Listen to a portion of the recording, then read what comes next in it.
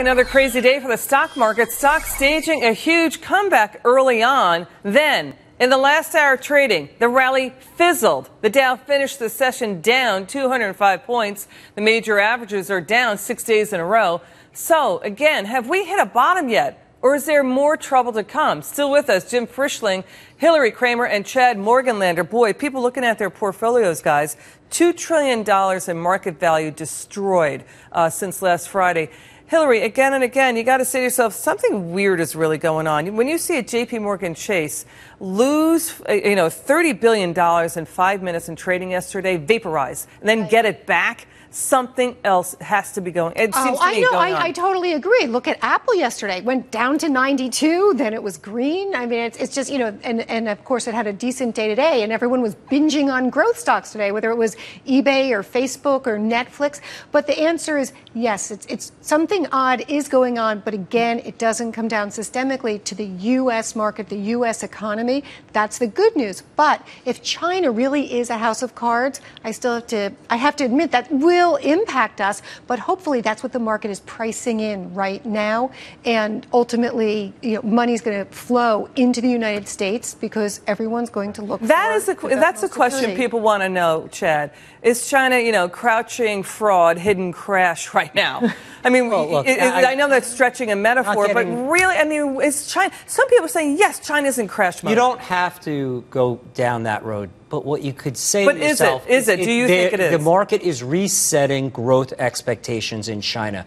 The Chinese government has obviously signaled. Wait, hang on. Before I say that, I want an answer. Do you think it's a house of cards? There's been an epic misallocation of capital over the course of the last 14 years. When a country takes themselves from 3% of global GDP in 2000 to 13.5% of global GDP.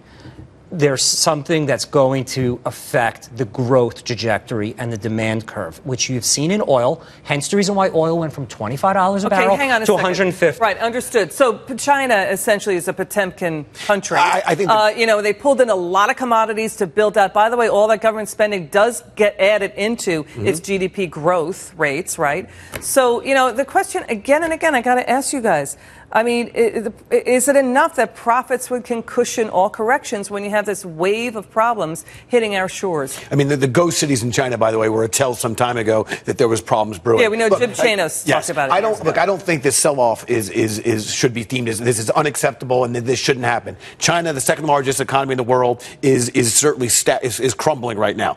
Their stock market particularly is crumbling. Oil is. But should it be hitting us that hard? I don't think it should be hitting. It should not be hitting the domestic companies as hard as it is. I think this selling has been somewhat of a fear factor, and ending the day where we did also to suggest, I think to me, we're going to see a tougher day again tomorrow. There is more. So you're saying irrational selling in U.S. domestic stocks, right? U.S. domestic focused companies is irrational selling. It is irrational, but in China, I will say it's a house of cards, and there seems to be a banking crisis, and that's the difference. An untold banking crisis, exactly. And there may be censorship going on by the Chinese government on market coverage. We don't know that yet, but go ahead, Chad. What happens here is because you have this decelerating growth in China, or you can call it whatever you would like, it's starting to have serious implications on trade with the other emerging nations who rely on selling commodities to China.